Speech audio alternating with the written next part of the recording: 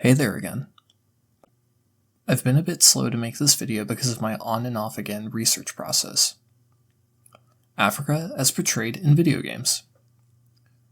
First thing to talk about is why I'm making this, and it's mostly a piece for myself.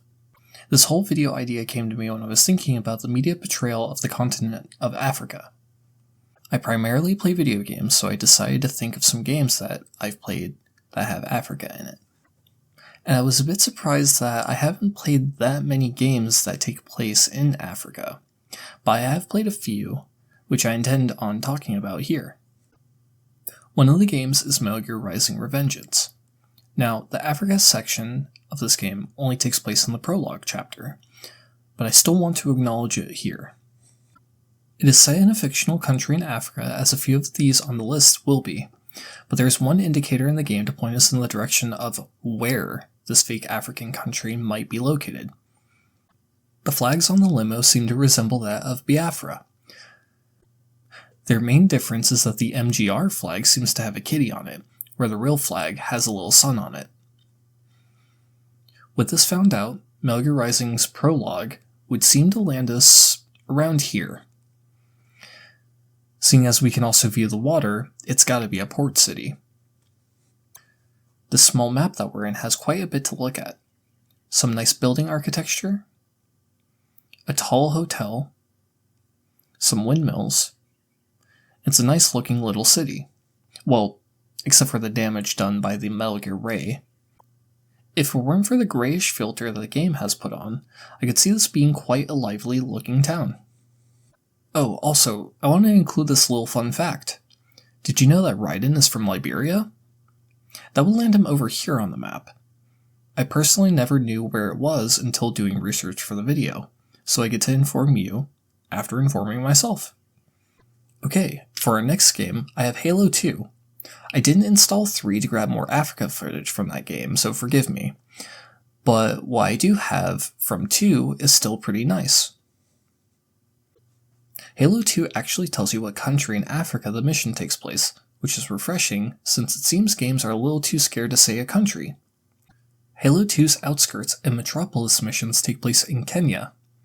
That's located over on the east coast of Africa and here on the map. I grabbed my footage from the Master Chief Collection so I can show you some comparison shots of the maps. Some I like, some I don't, but one thing I want to say that makes me happy to see is just how advanced Kenya is depicted in Halo 2. Kenya's economy currently, at the time of writing this, isn't great, but I admire that Halo is depicting Mombasa as a flourishing city. The skybox showing the space elevator is jaw-dropping, and the size of these maps make the city actually feel lived in. While the city is being attacked by the Covenant, I do find this Africa depiction to be quite pretty and a sight to behold. If you've ever played Halo 2, 3, or ODST, I want to ask if you've ever thought that the cities or African depictions were neat. Have you ever really thought about it until now? If not, what do you think of how Africa is portrayed in Halo? Okay, I don't really have much to talk about here since this is kind of cheating, but I have GoldenEye from the N64 here. The secret level Egyptian is not really a depiction of Africa, but more just so a level that happens to take place in Africa. I could probably find other Egypt levels to cover, but most of them that I did research on just take place in pyramids. Egypt is primarily known for its pyramids, so it's not much of a shocker, but with it being a primary level concept for Africa in video games, it's a bit oversaturated. Nonetheless, I do like the pyramid in this level. It's got high ceilings, and these tall columns that I personally find to be stunning just for the size of it in relation to the player height. The high ceilings also make you feel quite small, so the size of the architecture of the level is personally fun to me. It's a bonus level that probably didn't have too much development time put into it, but for what it is, I like it. Now time for the big one, Farcry 2. This game genuinely shocked me with just how much detail that they actually put into showing off Africa. This game has an unspecified African country as where it takes place, but through my research, I've read that the development team actually went to Kenya and parts of Tanzania to get references for how to shape the environment faithfully. I want to say just how beautiful some of these environments are. I mean, just take a peek. Small things like them making a tiny little waterfall or just adding a nice ambient noise over a field while it's raining add to the liveliness of this game and add to paint a beautiful picture of African landscapes. Despite the video gamey nature of shooting enemies at every bump in the road, I mean, they even went out of their way to include stuff like the Dogon village, which takes inspiration from the Dogon people, which will be located over in Mali, somewhere here on the map. This is located on the other side of Africa, and they went out of their way to include it, just for the sake of showing more of Africa through the game. I think that's pretty neat.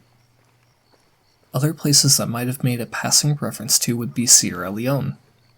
I can't get into the whole Civil War thing over there, because it's a really long history read that I'm just not equipped to dive into here. However, I do think it's worth bringing up because Far Cry 2's conflict revolves around a civil war, and was released in 2008, where the official conclusion date of the Sierra Leone Civil War was in 2002. Far Cry 2 has been the biggest piece of research that I've done for this video, just because of how rich it is in a depiction of Africa. If you haven't already, I would definitely recommend for you to try this game out. You guys might have already expected this one, so here it is. Resident Evil 5. I actually don't have too much to talk about with it. I installed it to play co-op with some friends and grab some footage, but I don't think it's actually all that interesting to talk about. There are parts of it that I think are visually cool, like the oil field section that you go through, but the marshlands and the town section are pretty bad. I wondered where the hell this game could possibly take place in... Oh, it takes place there. Unnamed West Africa location.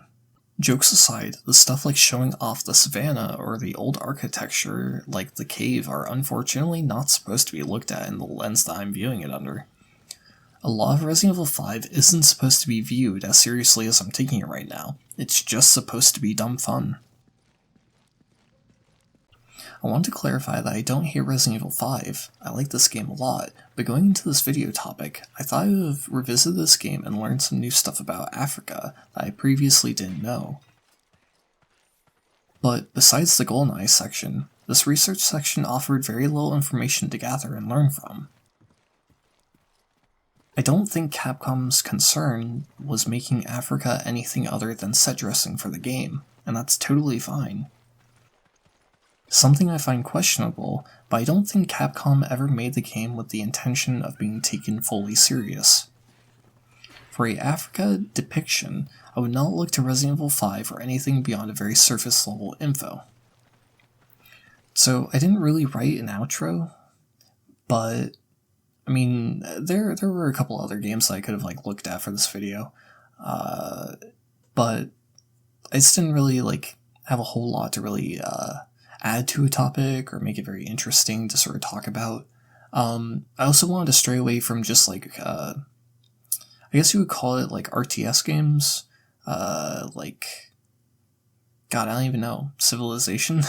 I'm not too familiar with those games. I didn't want to just go pick those up to sort of just talk about it. It also doesn't really add a whole lot of interesting visuals, I guess, to it, so I just picked these games, and hopefully you guys like this. If you did, subscribe, comment, let me know what you think. Anyway, take care, and bye!